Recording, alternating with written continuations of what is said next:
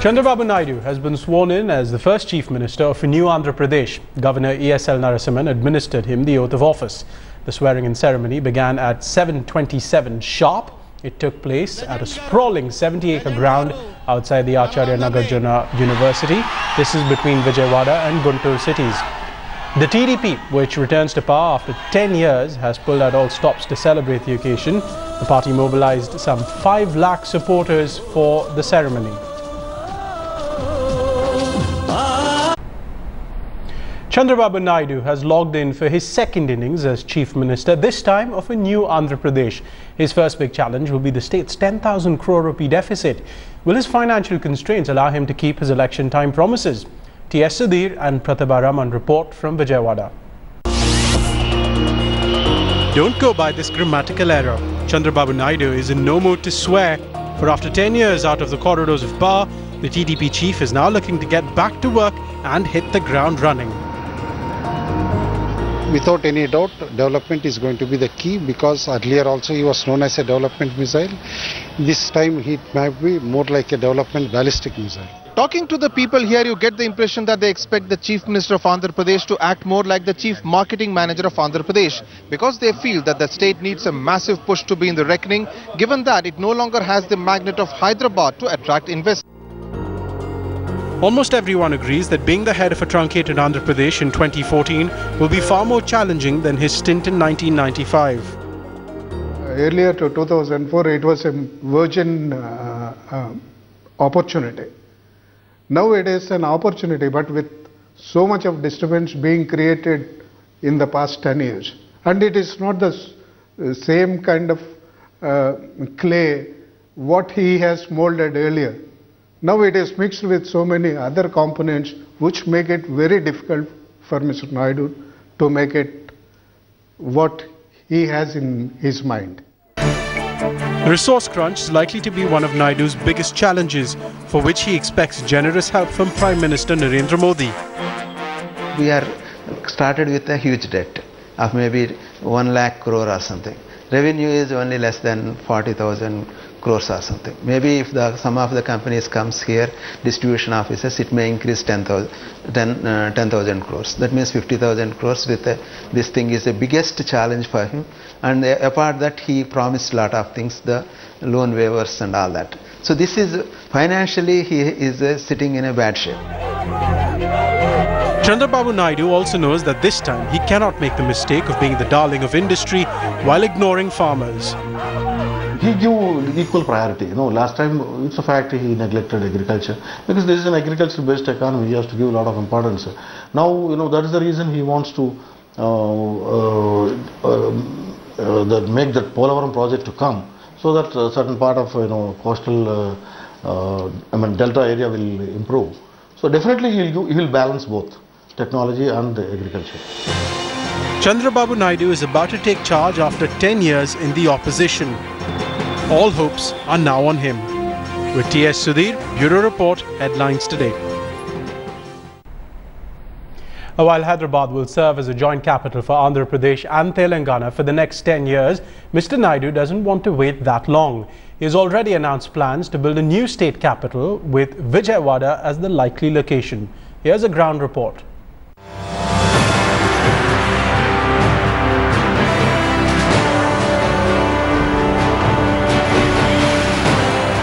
This city, built on the banks of River Krishna, is likely to be the nucleus of the new capital of Andhra Pradesh if Telugu Desam sources are to be believed.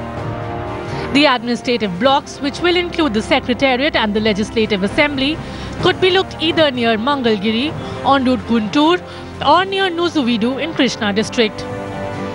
Having learned from the Hyderabad experience of putting all eggs in one city basket, experts are now suggesting that deconstructing the traditional notion of a capital city would be in order by developing an entire region as the capital. And that's where this region of Vijayawada, Guntur, Tenali scores over others. Having learned from the Hyderabad experience of putting all eggs in one city basket, experts are now suggesting that deconstructing the traditional notion of a capital city would be in order by projecting a region as a capital. And here, Vijayawada, Guntur, Tenali region scores over others. The capital which Mr. Naidu is envisioning is a capital region which can be quadrupled into a major city in a very short time frame. That is why it may not be just Vijayawada or just Guntur. It will be a combined region of both Vijayawada, Guntur, like the twin cities of Hyderabad, Secunderabad are there. Maybe twin cities of Vijayawada and Guntur and the other regions will be combined to make a state capital region, which will effectively cover a big area as big as HMDA region of Hyderabad. We are going to see miracles in the region of Vijayawada and Guntur in setting up the new capital in next 3 years or 4 years. In anticipation that the Krishna Delta, which is equidistant from both ends of Andhra Pradesh, will be favoured over other cities like Vizag, Rajamundry, Kurnool and Tirupati, land rates have hit the roof. In fact, a square yard in Vijayawada costs 2 lakh rupees, far more than around 70,000 rupees per square yard in IT city area Cyberabad. Past few months it was like about 15%, 20%, but past 10 days, 15 days it is like about 50% to 100%. Vijayawada Guntur highway, earlier it used to be about 4 crores, 5 crores an acre, now they are quoting about 9 crores, 10 crores an acre. If with this type of real estate prices, development cannot come up or sustain. Land acquisition will not be easy given that farmers will be reluctant to part with their land. The feasibility report by Andhra Chamber of Commerce and Industry points out that a lot of land in this part of Andhra Pradesh is agriculture land. At least about 15,000 acres of degraded forest land is available in 3 mandals around Vijayawada, and some 30,000 acres of reserve forest land in Kondapalli is also another option that can be exercised if the Green Lobby does not object. The feasibility report by Andhra Chamber of Commerce and Industry points out that a lot of land in this part of Andhra Pradesh is agricultural land. But some 15,000 acres of degraded forest land is available in 3 mandala around Vijayawada.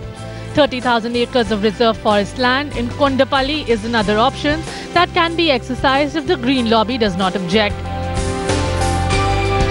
Vijayawada has an airport to boast of, but a passenger traffic of 1,500 daily means it has a long way to go before it can take off. Now with the new opportunities coming in, the traffic would increase multifold, and definitely there would be a requirement of an international airport. If you have an international airport, definitely they will prefer Vijayawada to be the destination. Comparisons will obviously be made with Hyderabad, which will be a tad unfair. But as far as this region is concerned, the word on the street is that having lost Hyderabad, it's time to make capital gains. With T.S. Sudhir and Pratibha Raman in Vijayawada, Bureau Report for Headlines Today.